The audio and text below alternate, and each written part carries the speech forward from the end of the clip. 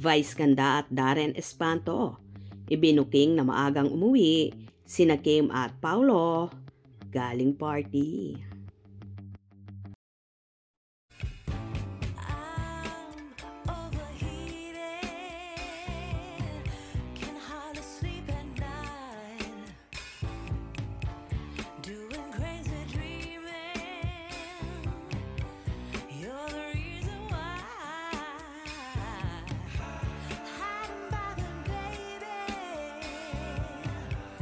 Naligo ng pambubuking si Kim Chiu sa mga naging eksena nila ni Paulo Avellino. Kinuyog ni na Vice Ganda at Darren Espanto si Kim sa Showtime sa magkakahiwalay na pagbida nila sa Kim Pao mula sa party hanggang sa gym.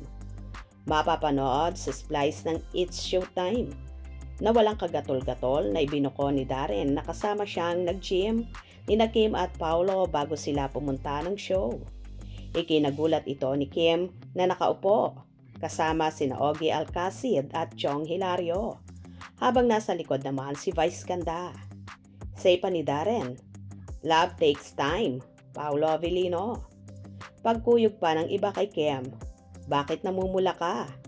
Tugon naman ni Kim, "Ewan ko ba dyan kay Darren." Inakala ng marami na napipikon si Kim pero ngumiti ito at kumanta ng namumula. Nagkaroon naman ng pagkakataon si Kim na i-promote ang showing ng pelikula nila sa March 26, ang My Love Will Make You Disappear. Sa isa pang splice, ibinuko naman ni Vice na bigla raw umuwi si Kim sa party. Sabi pa ni Vice, "Magkasama kami sa party ni Kim." Sabi ko, "Nasaan si Kim?" Sabi ng kapatid ko, "Umuwi na po. May showtime pa raw bukas." Singit naman ni Vong, "Lapit ng bahay ha." Si Paulo, "May showtime? Bakit umuwi?" Tabang-tawa si Kim sa kwento ni Vice at halatang halata na kinikilig ng todo na parang gustong-gusto naman nito ang pambubuyo sa kanya. Walang aw, pero sabay.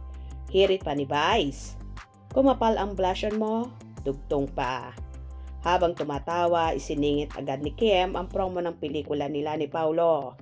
Nag-viral naman ang video ng workout ni Kim at Paulo na pinagpiestahan ng mga Kim Pao fanatics. Humingi na sa klolo eh, di ba po? Oo, magkasama kami sa party. Sabi ko, Oo. si Kim Chiu. Sabi nung kapatid, umuwi na po. Bakit? May showtime pa daw po siya po. Tsaka lapit ang bahay niya. Oo. Si Paulo may showtime, di ba umuwi? Ay, bakit naman? Ay, sabay! Bakit naman? Sabay? Walang aw, pero sabay. Oh! Well, anyway. Kumapal yung blushan mo na.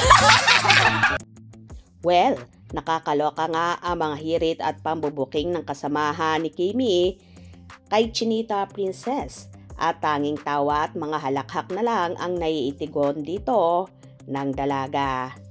Totoo naman kasi ang mga sinasabi ni Vice at Darren na obvious na talagang may relasyon na ang Kim Pao.